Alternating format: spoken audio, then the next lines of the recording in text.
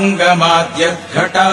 कुम्भोच्चाद्रिविपाटनादिकपटु प्रत्येकवज्रायिताः श्रीमत्कण्ठेरवास्य प्रतत सुनखर दारितारातिदूरा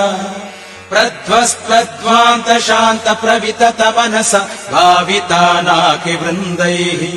लक्ष्मीकान्त समन्ततो विकलयन्नैवेशितुस्ते समम् पश्यामुत्तम वस्तु दूरतरतोपास्तम् रसो योष्टमः यत्रोषोत्कर दक्षनेत्र कुटिल प्रान्तोत्थिताग्निस्फुरत् खद्योतोपम विष्णुलिङ्ग भसिता ब्रह्मेश शक्रोत्करा